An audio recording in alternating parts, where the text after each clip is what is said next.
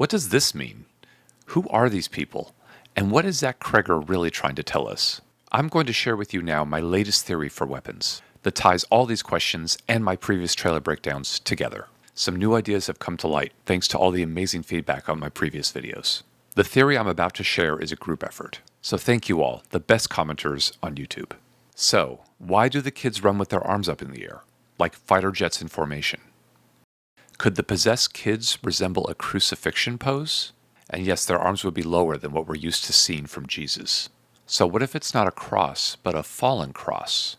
What if the kids aren't being resurrected, but instead sacrificed to resurrect something or someone else? That would explain why they move like weapons, like tools used in someone else's war. Or maybe those airplane arms aren't a crucifixion. Maybe they're meant to be kamikaze pilots instead. Or like flying missiles. Or puppets on a string. Any of these ways, it's basically the same message. Sacrifice.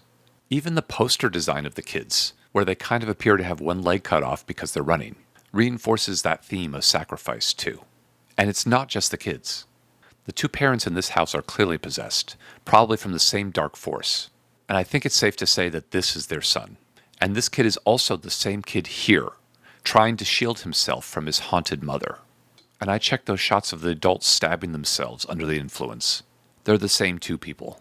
So these two in the hallway might be the only two parents possessed, further reinforcing the idea that their house was taken over by something demonic. What are they guarding in that room, like henchmen? And why those two parents? Why only them? Why only her? Well, there is the principal and the cop.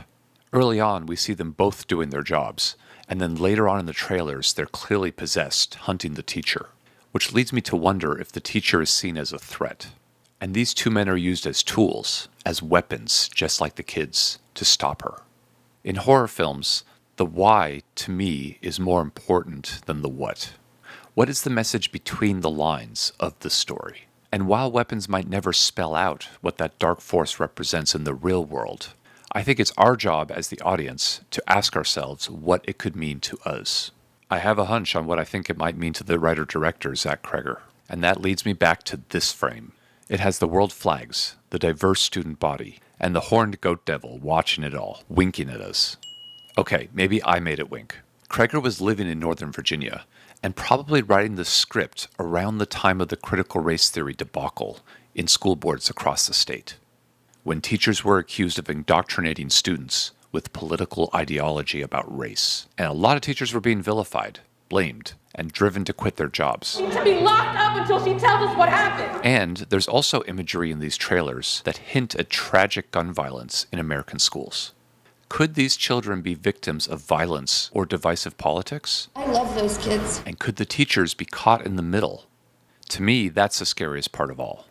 Because when we turn children, their parents, their community, into weapons, symbols in a culture war, victims for someone else's agenda, we don't just risk their innocence, we risk their lives. Where are our children? Maybe that's what Weapons is really warning us about. And if that's true, the real horror isn't what's possessing the kids. It's what's possessing us. That's my latest theory that I'll be thinking about when watching this film. And if you have a different one, I'm all ears. Drop it below.